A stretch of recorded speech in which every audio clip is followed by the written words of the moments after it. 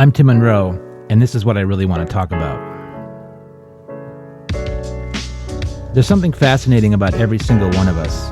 Everybody has a passion and a story to tell, something that lights them up. Every week I sit down with interesting people and we talk about the things that really matter to them and to all of us. It might be funny, it might be weighty, it might be weird. It's what I really want to talk about. I'm talking today to Cameron McWhirter. Cam is a reporter for the Wall Street Journal and the co-author with Zusha Ellenson of American Gun, The True Story of the AR-15.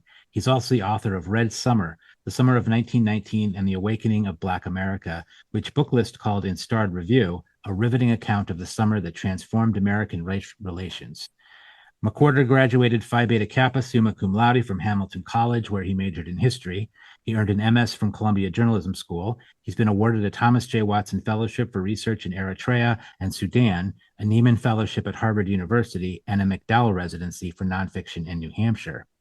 I've known Cam for a very long time, all the way back to high school, when he was the guy getting everyone to listen to the coolest, newest avant-garde music. Welcome, Cam. What do you really want to talk about today?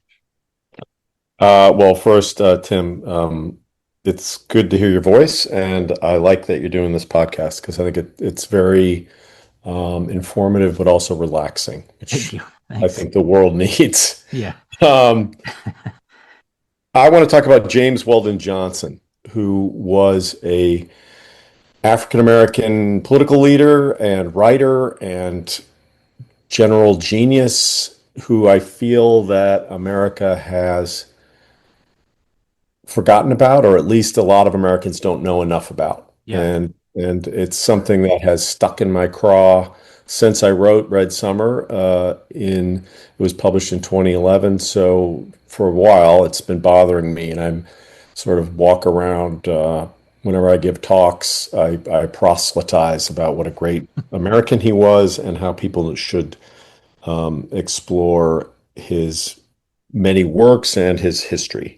That's great. I'm really glad you chose this topic because he's a figure I don't know much about. I didn't know much about until I learned that you wanted to talk about him. I did a little research, but so we'll get into it. But if you don't mind, for the first couple of minutes, tell us a little bit about your work at the Wall Street Journal and maybe a little bit about your current book, American Gun. Yeah, sure. I am a national affairs reporter here, which is sort of, there's a team of us who are situated around the country, and we really cover a whole range of things, whether it's breaking news, the protests that we just had, the No Kings protests. I did a story recently on far-right extremists. I mean, it really is, a lot of climate change stuff, a lot of the economy, the environment, politics. We really go all over the country, and so I travel a lot. We also covered a lot of mass shootings in this country. So in doing that, a colleague and I, Zusha Ellenson and I, covered a lot of mass shootings, and were paired up on a story which initially was a business story about how the AR-15 rifle became the sort of financial savior of the gun industry, which is very much a boom and bust business. Yeah. And that led us to write a book because it was such a crazy, interesting, fascinating American story about how this rifle and its inventor, how this became the most popular rifle in American history from very, very wild beginnings. Yeah. So that sort of led us on a path through the Cold War, the Vietnam War, cults, mass shootings, politics, political battles in Washington, etc. Okay. And that book, it came out, what, a year ago or so? I think the paperback came out a year ago, or last fall. So are you still traveling to promote that book, or is that sort of that piece over? It comes and goes, but I have a day job, so I'm doing traveling a lot for that. Yeah. But yeah, no, the reception was good, and it's a difficult subject, but we tried to be very balanced in how we presented it. We think that facts if you work at the Journal long enough, you start to have this sort of religious devotion to facts. Mhm. Facts will save us, Yeah, and so we really drill down to present facts yeah, about this rifle and what is true and what is false. There's a lot of myths about it on both sides, right. and tried to correct all that. Yeah. Well, from what I can tell, the book's done very well. So congrats on that. So let's talk about James Weldon Johnson. First of all, you kind of sort of gave a brief thumbnail sketch, but who was James Weldon Johnson, and when did you first sort of become aware of him? Like, what made you, realize that this was an important figure? Well, I first became aware of him when I was doing research at Harvard on this fellowship I was on, a Neiman Fellowship. It's a Mhm. journalism fellowship, and so I had a year there, and I wanted to study race riots, and that was because in every city that I'd ever worked in, there had been, if you studied the history of that city, there'd been a race riot. Yeah, And I think a lot of us think of race riots as, kids breaking into shoe stores in Los Angeles or the 60s or something. But if you really look at the breadth of American history, race riots have gone back to the beginning of the Republic, even before.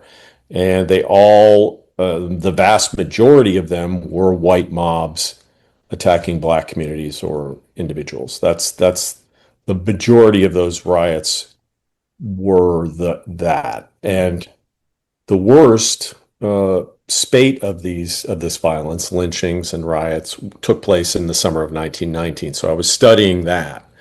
And when you study 1919, where there were race riots across the United States, from Charleston, South Carolina to Washington, D.C., right outside of the White House, to Omaha, Nebraska, all over the place. Chicago, of course, was one of the worst. You start to realize that the only organization that was really trying to intervene and fight back politically and legally was the NAACP. And the field secretary who had started the job 2 years earlier at that organization was James Weldon Johnson. So Mhm. I came into contact with him then. And of course, in researching the book, I'm trying to figure out who this guy was. And it just doesn't stop. I mean, the guy was all Yeah, over the place. And he really, um, I mean, there isn't something he wasn't interested in. right. So he's just doing all kinds of stuff that year to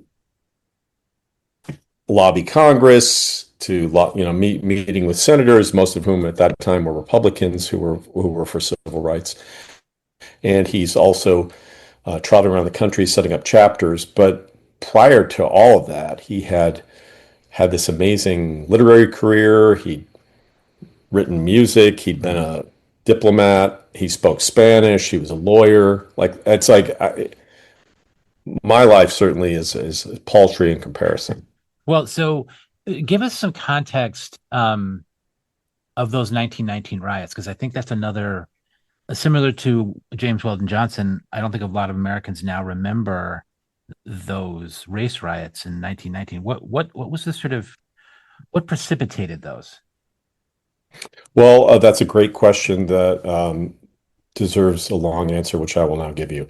But there's really sort of it was after World War One, right after World War Mhm. One, which we had won, the United States had won. So you'd think, hey, great, this is a great time for America. But in truth, it was an incredibly nerve-wracking time in American history where you had lots of strikes, you had high cost of living, inflation was going crazy, you had um, shortages, you had stress over housing. This is all may Mhm. seem very reminiscent of today. Yeah, yeah, You had radical groups on the left and the right causing all kinds of trouble. And amidst all of that, and then um, you'd had the influenza mhm, sweeping through, killing right, tons and tons of people, millions of people across the world. yeah, And it was just a generally chaotic time. mhm, And amidst all of that, we have, of course, America's inherent racial tensions that were exacerbated by really three things that year. One was the Great Migration, which had been underway already before World War One, but during World War One, immigration from Europe stopped. Hmm. So these companies, these factories from the north went down to the south to get labor. Yeah. They got relatively inexpensive African American labor to come Hmm. up. And Black people wanted to move up to get away from Jim Crow, of course. At the same time, they were sort of inherent strike breakers because a lot of the unions were very prejudiced toward Black people, so they wouldn't allow them to join. So they were just inherently strike breakers. Yeah. Uh, but they were moving into cities in the north, which was causing a lot of tension. Where were they going to live? Chicago is a classic example. Yeah. There were a lot of redlining going on, a lot of violence. Then you had a lot of sharecroppers in the South who were always terribly treated. In 1919, they were doing pretty well because the world had a desperate need for cotton. Yeah. So cotton prices were going through the roof, and African American sharecroppers, the quintessentially downtrodden group in American history, were making good money. Hmm. And so they could buy houses, they could buy land, they were buying land. They were buying new cars. That was causing a lot of tension in small southern towns where a lot of white people perceive Black people as trying to rise above their station. Yeah. And then thirdly, uh, lots and lots and lots of African Americans had been drafted or recruited to fight in World War One. So they went over and fought in World War One. In France, they were treated like heroes by the French people because they were coming to fight against the Germans, and they were treated relatively equally, and they fought bravely. So a lot of them came home with new ideas about their place in American democracy. They thought that they were fighting for democracy abroad, so now they were going to earn it at home. W.E. Du Bois, who was a close friend of James Weldon Johnson and also worked at the NAACP, wrote a famous essay about that. We're coming home to get our freedom. Hmm.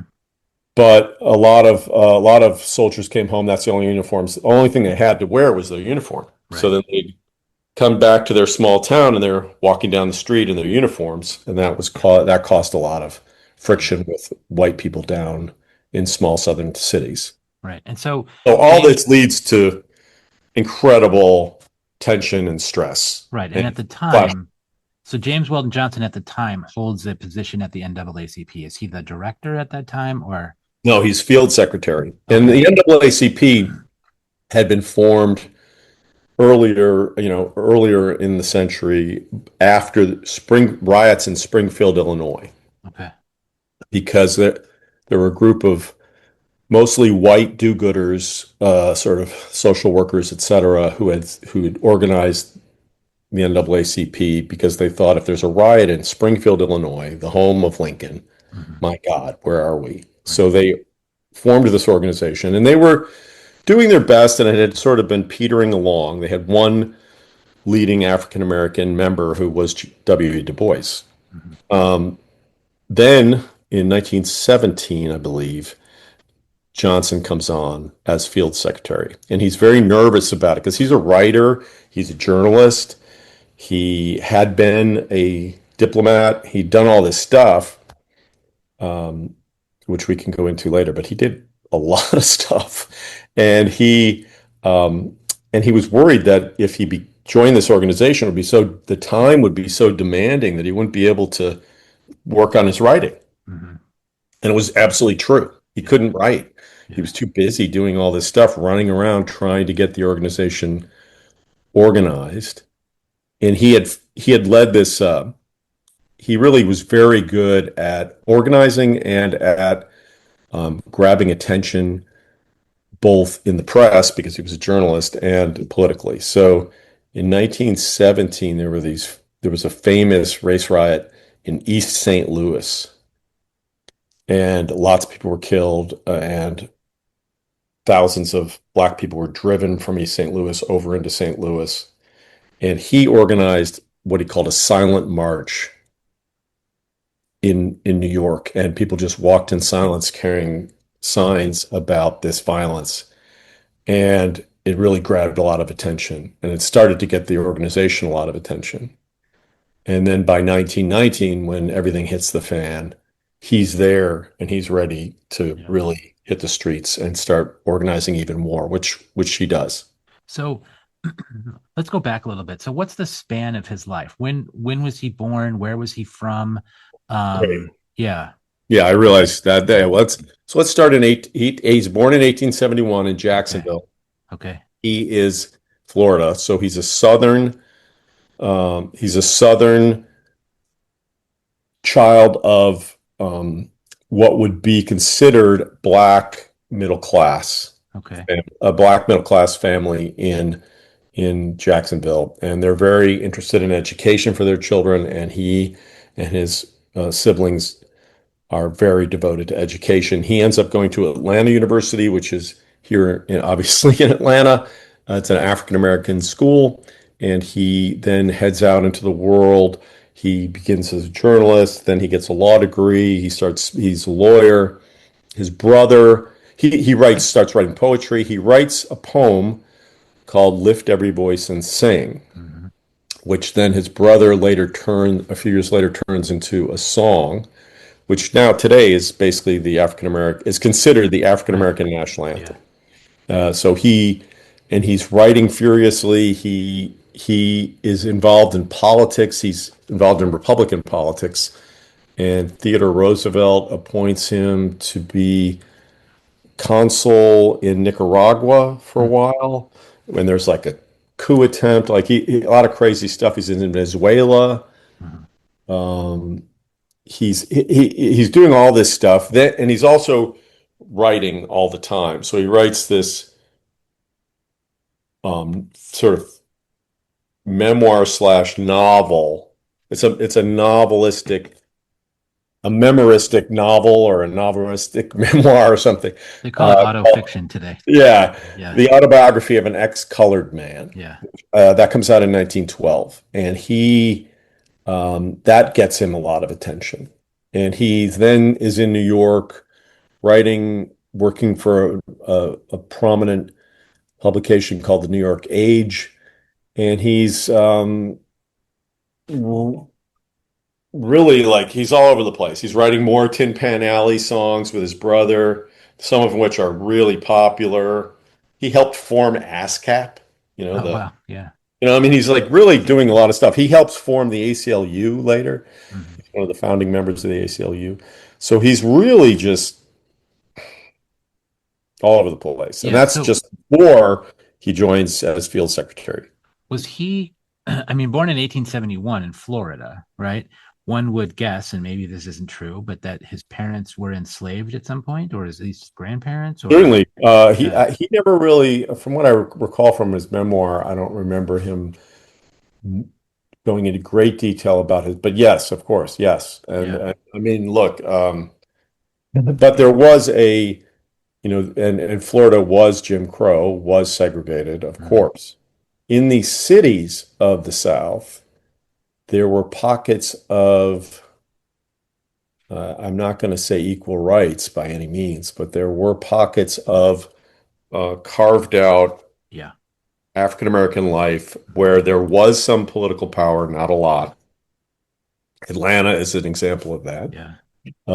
where the university system, the universities uh, here, Spelman and others, they sort of had some power, and they were segregated into a certain area that they had some control over. In Jacksonville, that was certainly the case for, his life was relatively, as he writes, his life was relatively, as his young life was relatively protected from prejudice. Like Okay. he wasn't fully exposed to Jim Crow until he was older. And they probably lived in a very segregated way, right? It was a Yes, black of course. community, not a lot of Yeah. interaction probably with white people day to day. Yeah. Which Yeah. was there were a lot of communities like that. I remember listening once to Henry Louis Gates talk about this. the history of this, and saying that um, integration for a lot of Black communities was seen as a loss, for some of them, because they had these communities that were, relatively prosperous and doing okay, and then integration comes, and all of a sudden you're thrown in with all the white people, and it didn't work as well. So yeah. Yeah, um, no, I mean, I think that I think there's something in James Weldon Johnson which I find sort of very, very, very American. mm, And as an individual, like he was very individual and proud of his individuality, and he wasn't going to let anyone take that from him. yeah. But he was just a person who wasn't going to let anyone else take his dignity, and that way he was very obsessed about preserving it, Yeah. and that was something that guided his political views and it guided his personal life. So, all right, this is a quote from Johnson. He wrote, "I will not allow one prejudiced person or 1 million or 100 million to blight my life. I will not let prejudice or any of its attendant humiliations and injustices bear me down to spiritual defeat. My inner life is mine, and I shall defend it and maintain its integrity against all the powers of hell." Hmm. So he was very strident about Yeah. that. Yeah. Um, Well, in his memoir, or his novel, I guess it's considered a novel, right? Um, he the wrote a title, memoir too. the title, the autobiography of an ex-colored man. Um, Talk about that. Like what? I mean, that's an interesting way to put that. An ex-colored man. Well, it's all about, it's a novel about passing. Yeah. So, so it's really about could you pass Mm-hmm. and and this came up in my research on the Red Summer too, but there were people working for the NAACP, people working closely with James Weldon Johnson who could completely pass, but were African American. Yeah. And they would be sent into these post lynchings Mm-hmm. and attend, the aftermath and interview and gather information.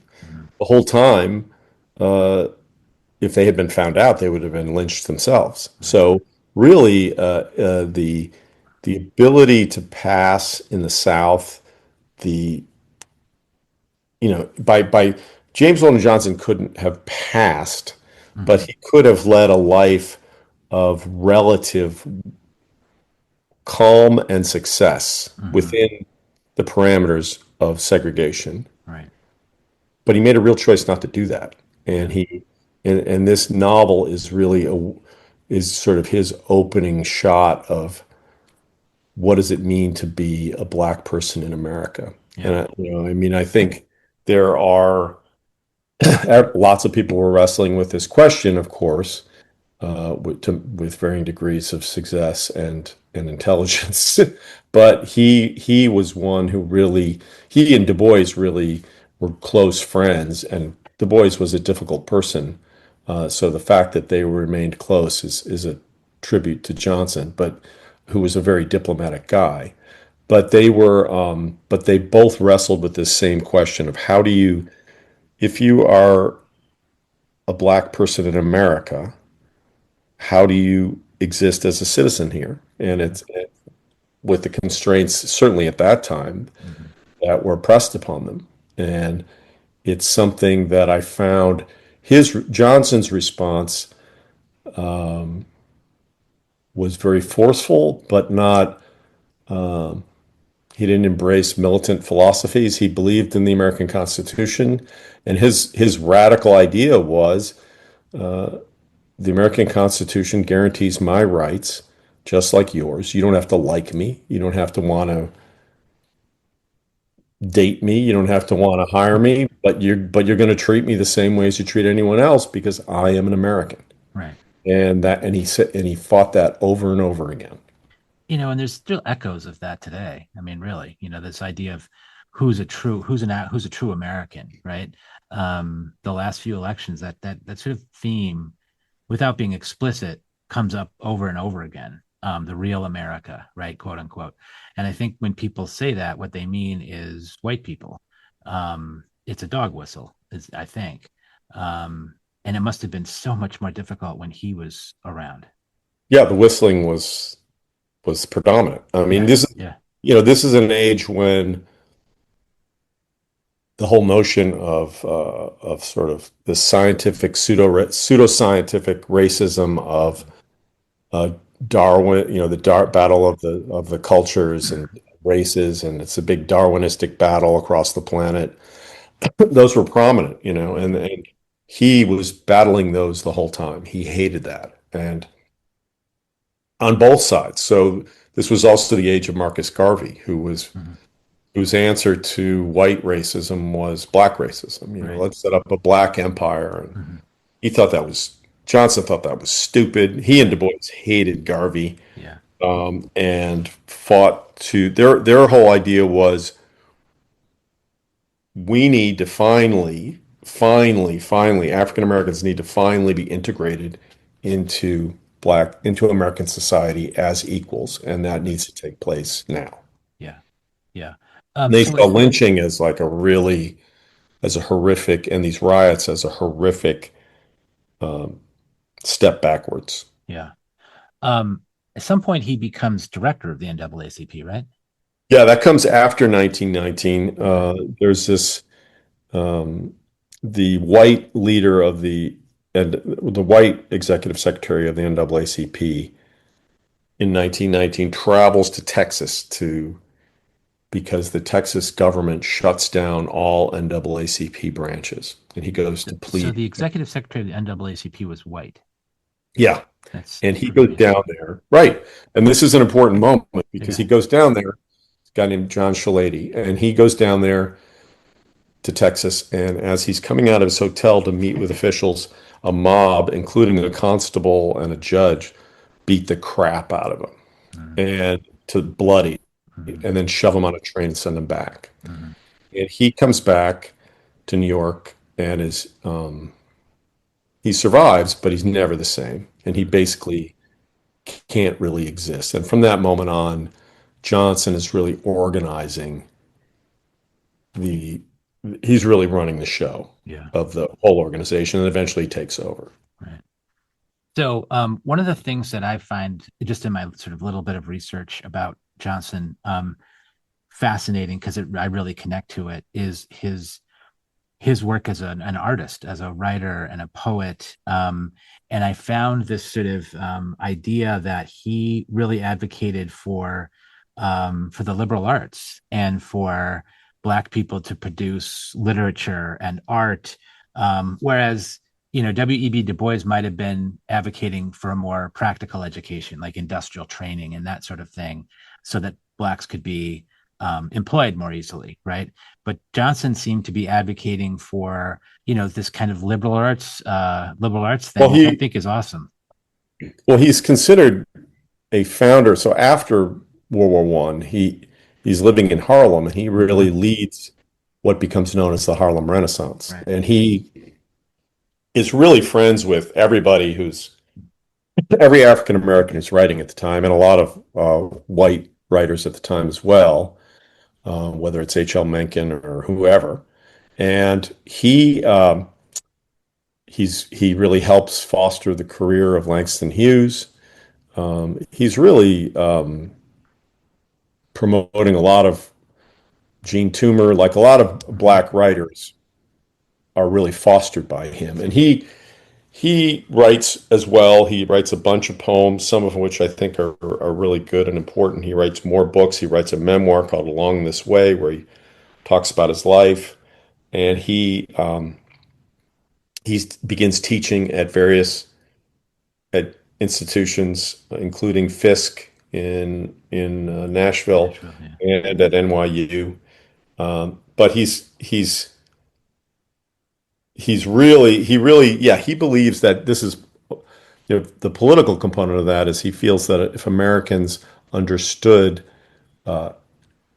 African Americans are producing literature like everyone else, Right. that they would be more easily accepted into society. I don't think Well, his motives were purely political. no. I think he just loved to create and he Yeah. wanted to see other African Americans create too. Well, think about that though. I mean, think about how the truth of that has been borne out over the years, right? I mean, I mean, think of Yeah, all today the we would consider it absurd, right? I mean, it's an absurd notion that, of course, but at well, the but time just the it idea was. that um the African American contributions to American culture are just inestimable. They're amazing. Like, think about it. I mean, music, literature, art, like all of that, maybe as much as anything else, has sort of lifted our country and made it, you know, made the point that we're all equal, right? Right. But I mean, at the time, what he was saying was revolutionary. Yeah, absolutely. And also the art at the time with, black artistic endeavor was very constrained at the time. And this is the age of blackface and all that vaudeville crap. And he's operating and he's saying, here's a novel by an African American, and he had white allies. He didn't he didn't support he made some missteps, but he definitely promoted um, generally the arts out of Harlem and felt that Harlem was going to be sort of this artistic center for African Americans across the country. Yeah. And he thought that this was how African Americans get what they finally deserve, which is equal station with everyone else. Hmm. And maybe his most lasting contribution is a poem, a song, right? Lift every voice and sing is at least where I live. I don't know about probably where you live too. Yeah. Gets sung all the time. Yeah, Yeah. every middle school knows it. Like Right. kids, you meet people who know it all the time. Yeah. Hmm. And Yeah. but I mean he's he's written a lot of interesting poems. I mean, I think I was texting with you earlier about this Yeah. one poem, um, "We to America." I might be To able to. me, so there's the famous poem by Langston Hughes about a dream deferred, Hmm. and "To America," to me is really sort of along those lines. I don't know if you want to play it.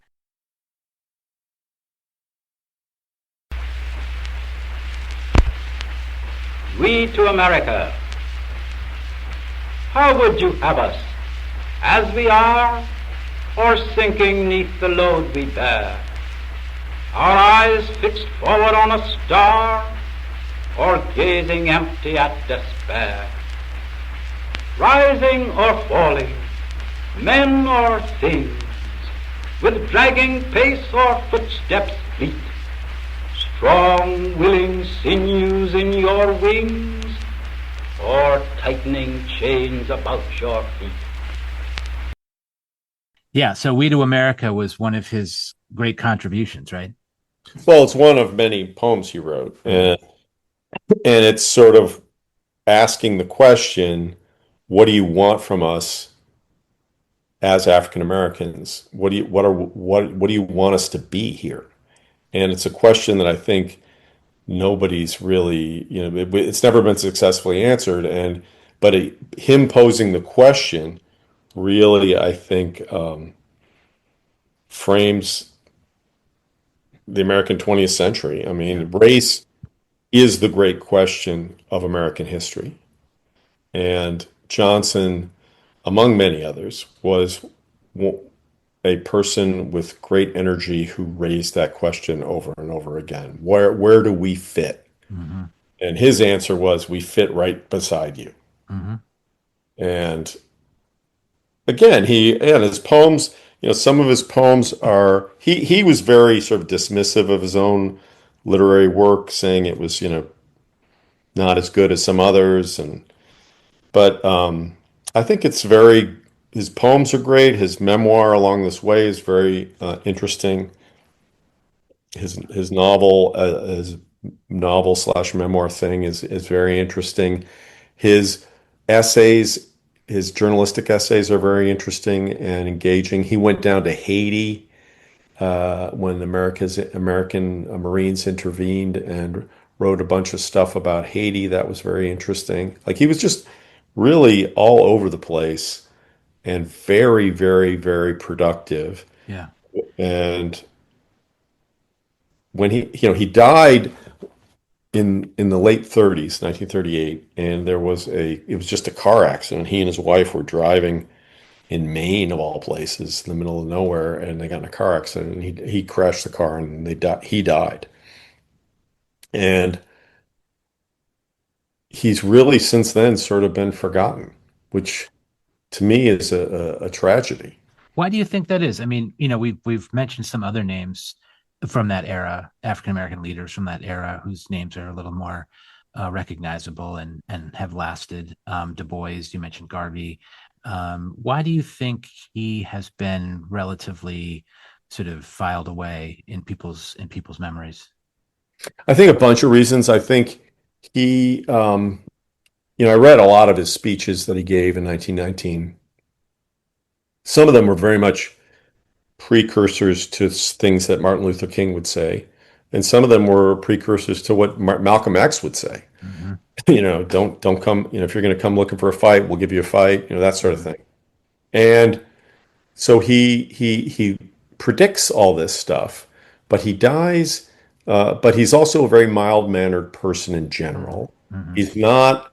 There's nothing in his biography that is salacious, or he's not a heroin addict. He's not. Yeah. He doesn't. There's nothing crazy in his background that is wildly engaging to biographers later. He dies in 1938, right before World War II. So before what would be considered the civil rights movement that erupts in the 50s, he's gone. There was talk of building a statue to him in Harlem after he died. Hmm. But because of concerns about racial tensions in Harlem, this New York City quashed it. Hmm. So they never built it. Yeah. And so he just sort of fades away. So When are there good biographies out there of him? I was going to get to that. So Yeah. the answer is no, in my opinion. There's Okay. one that was written in the 70s that's very academic and kind of Okay. dry. Mm-hmm. And I was thinking, hell, I should write it if no one's going to write That was it. my next question, Cam. When are you Yeah, gonna write it? and so I sort of I toyed with doing that, and then I thought, you know what, an African American person should write his biography. Well, That's sort of yeah. my view. Yeah. But I have wrestled with that, and I went to in 2011 when I was doing a book tour, and I was in New York. I was staying with friends in Brooklyn, and I had a morning free, and I went down to Greenwood Cemetery where he's buried to see his grave. Mm-hmm. And it's just in the middle of nowhere, and it's just says his name and his wife's name, and that's it. I mean, it's just, I don't know, it just felt like a travesty that this guy who really, I would say, helped launch the long civil rights movement, who helped create the Harlem Renaissance and produced his own tons of his own art Yeah. and poetry and writings and essays, is just kind of forgotten. And Yeah. I think it's a twist of historical bad luck and prejudice and sort of a weird combo of those things. And he's just kind of been lost. But made uh, he certainly, I would argue, a lot of his work, he sort of saved this country. I mean, Yeah. his work during 1919 and afterward, he argued with Congress every year for a federal lynching law that would Mm-hmm. make lynching a federal crime. And every year the Southern white political leaders would kibosh the effort. Then mostly Democrats, probably. Yeah, At the all time. Democrats, Yeah. all Democrats. Yeah. Yeah. But he kept at it, and the NAACP became this sort of political force that it had never been before. He's the one who did that. Mm-hmm. Du Bois was a brilliant man and a great essayist and a fascinating person, but he was a crank, and he was an armchair crank, and he just would sit there and, he write his brilliant essays and then go off and be angry. But but Johnson was out on the trains, traveling everywhere, meeting with people, to the point of 1919 where he just almost has a nervous breakdown. He's exhausted. Yeah. And he's the one who's meeting in Washington and meeting in Congress and trying to get meeting with white political leaders to try to get them to do things to begin the conversation that America had to have, which it didn't want to have, which was, we're American democracy, everything's great, ta-da. No, there's issues we have to wrestle with, and they've been, if we don't wrestle with them, they don't go away. They just fester and then explode. Yeah. And that, his poem To America talks about that. Hughes's Dream Deferred really talks about that, but we've seen it over and over again in American history that we need to address the issue of race and inequality, or you're not going to, you got to solve those problems. And Johnson was very much a very intelligent, very active person trying to solve that. Yeah. So Cam, this has been fantastic. The thing I love most about this podcast for myself is that this is a year number 11, I think, is that I learn something every time. And I think this time I've learned a lot about this figure that I'd heard the name, but really didn't know much about him. I've seen his name written under Lift Every Voice and Sing by James Weldon Johnson. I've seen that, but other than that, I really didn't know anything about him. And so this has been fantastic. And I hope others, have their eyes open to this important figure. And I do think you ought to write a book about him. Like you said, well, somebody should. Nothing's good out there. Yeah. Somebody needs to do that. So yeah, I agree. Yeah. So as I mentioned to you before, I'm trying a new thing to end the show. Okay. So if you can, give us a recommendation or an endorsement or a piece of advice, something you think people should do or try or read or watch or see or know about. You've already done this, but or experience. So what do you think?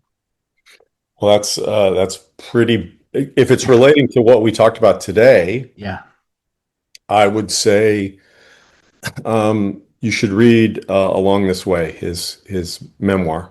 Okay.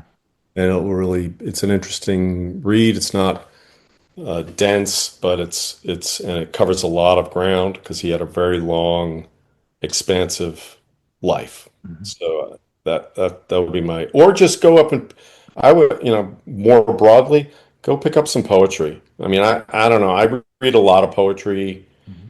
I write in prose. I live a very prosaic life as a journalist, and poetry I find to be liberating and thought-provoking and relaxing. And certainly, I mean, that's how I stayed sane during COVID. I would just read poetry every night before I went to sleep. So I would say read poetry and read American poetry, and that includes African-American poetry, of course. Excellent. Well, thank you so much. So Along the Way is the name of his memoir, right? Yep. Okay. So read Along the Way by James Weldon Johnson. Pick up a book of poetry, any poetry. Maybe not Shel Silverstein necessarily, but he's whatever moves you, whatever blows your hair back, right? So thanks so much, Kim. I really appreciate this. This has been a great conversation, and I think people are going to learn a lot from this. Thanks, Tim. What I Really Want to Talk About is produced and recorded in the studios of Berea College News and Radio in Berea, Kentucky. You can learn more about this podcast and listen to all of the previous episodes at whatireallywanttotalkabout.com. My contact information is on the website, so please get in touch with me if there is something that you really want to talk about. I'm Tim Monroe. Thanks for listening.